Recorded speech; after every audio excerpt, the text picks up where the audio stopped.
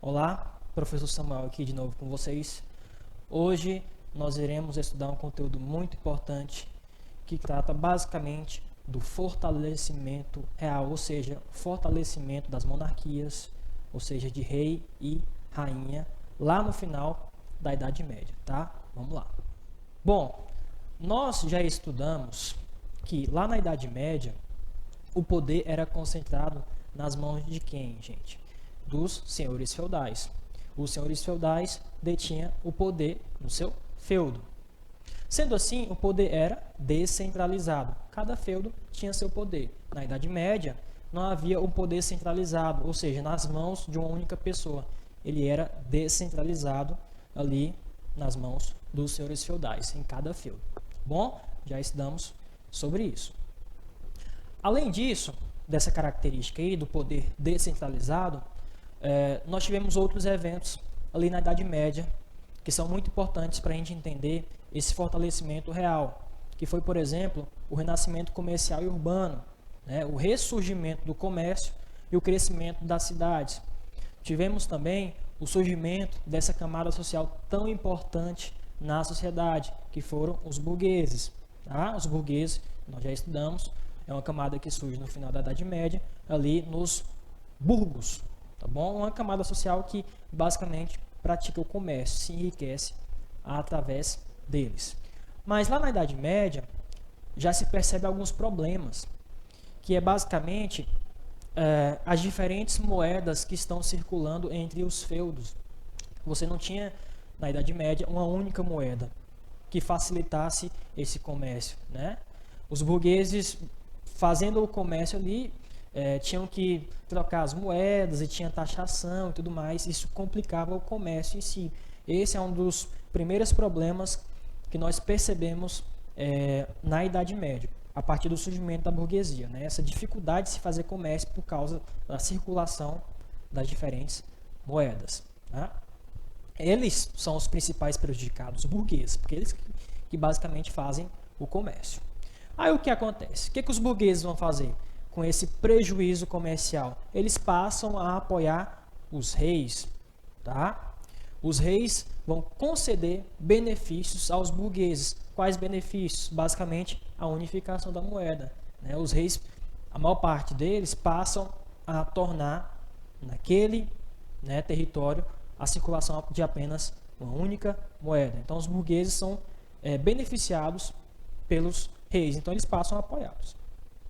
Os reis também obtêm apoio da burguesia, principalmente porque é a burguesia que tem a capacidade econômica, né, de investimento, são os burgueses que têm dinheiro, então os reis também passam a apoiar os burgueses em troca aí de interesses econômicos, principalmente.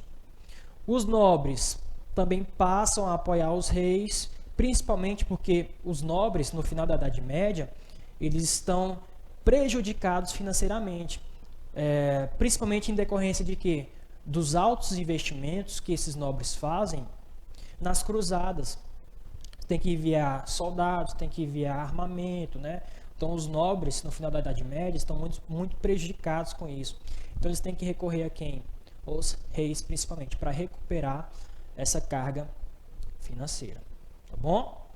Qual é o resultado de tudo isso? O fortalecimento do poder real, ou seja, o fortalecimento das monarquias, dos reis em si. Coloquei até em preto e negrito aí para vocês. Ó. Os reis, no final da Idade Média, eles se fortalecem com todos esses, por causa de todos esses problemas que eu já mencionei para vocês. Tá bom? Os reis se fortalecem por causa de quê? Principalmente unificação da moeda. Os reis também, muito importante, eles criam exércitos para proteger a sua família, né, o seu governo e tudo mais. Isso também é muito importante. E aí nós vamos ter o processo que chamamos de centralizações monárquicas. É basicamente um governo central através dos reis.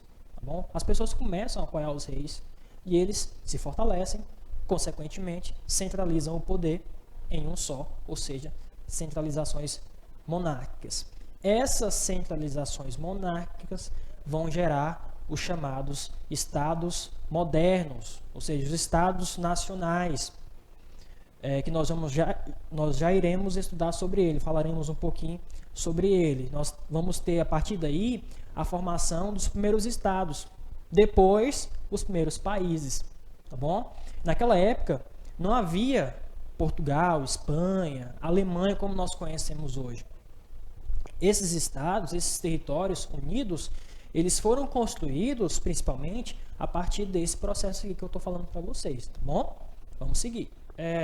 Um dos primeiros estados a se formar, os primeiros basicamente, foi aí Portugal e Espanha, né, nas centralizações ibéricas. Esses estados nacionais, Portugal e Espanha, eles se formaram através do poder real, do fortalecimento dos reis, que eu já falei para vocês, assim como outros estados também vão se formar desse processo. Mas o que é comum aí nesses dois estados que vão se formar, Portugal e Espanha, o que é comum são as guerras de reconquista. Eles se formam basicamente através de guerras, que nós chamamos de guerras de reconquista. Como assim? Eles vão se formar através da expulsão de um povo. Que povo é esse? Os muçulmanos, ou seja, os islâmicos, tá? Aí nessa imagem, nós temos a representação um pouco desse processo de expulsão da Península Ibérica desse povo, ou seja, dos muçulmanos.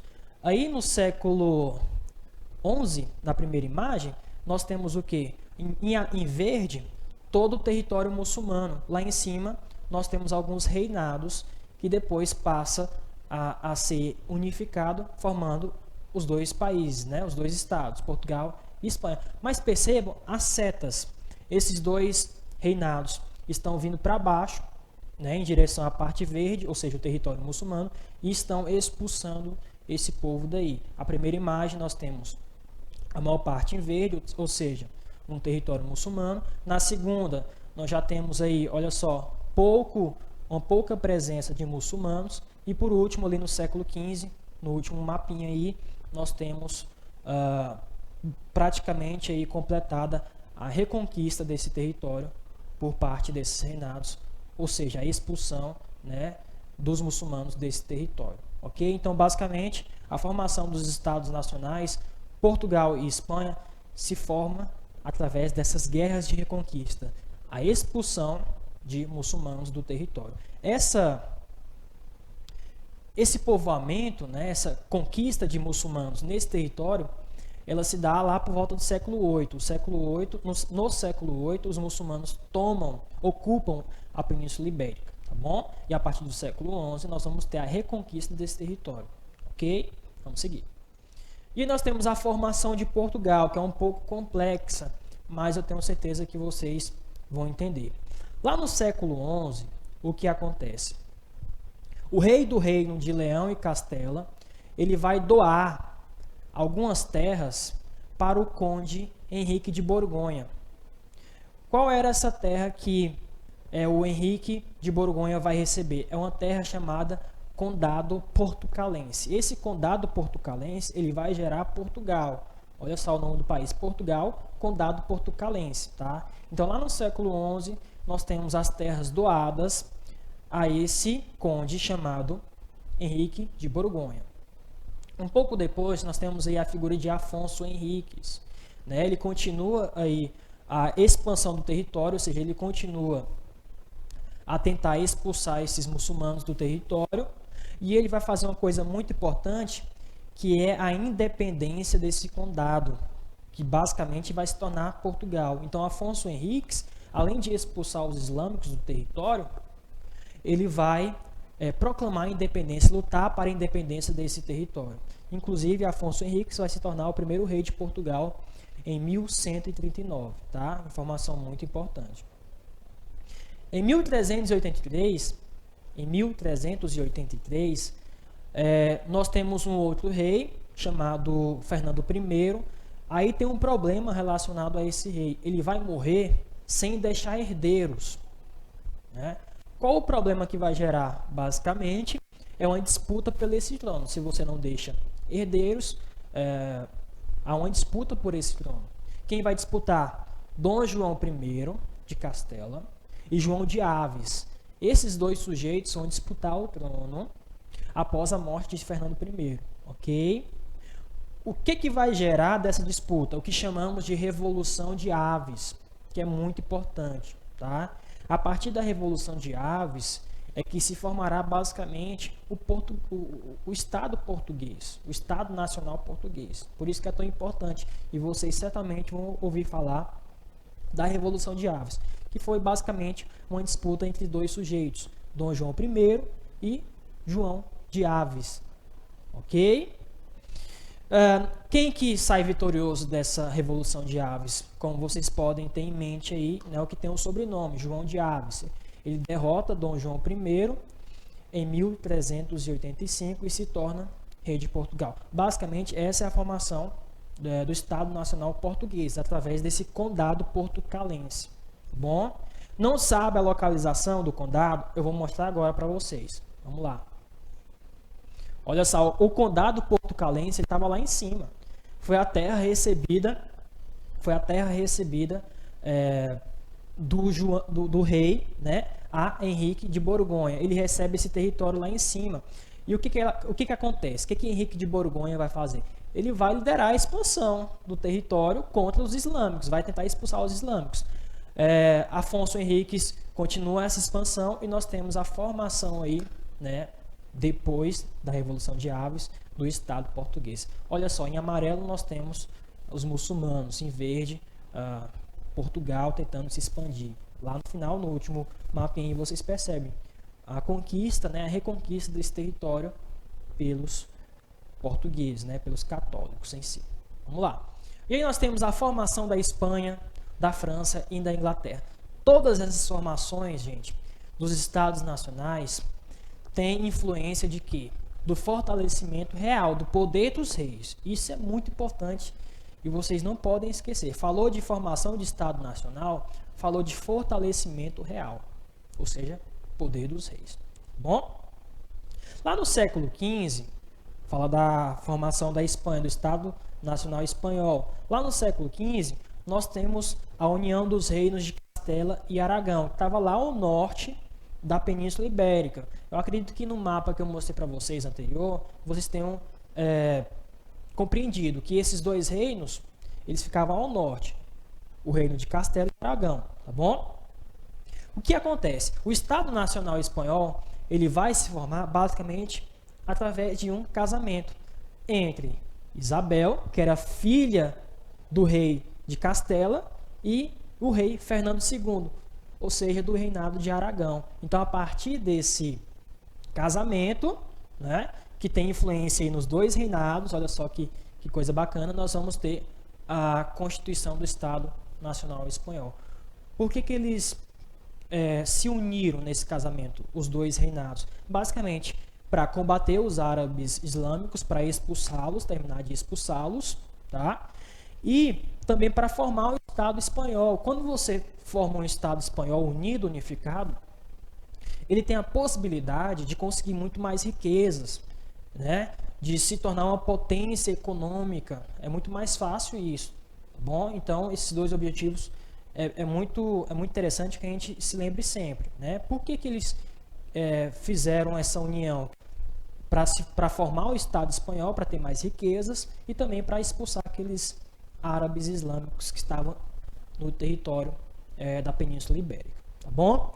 Centralização francesa acontece a partir do século XII, tá?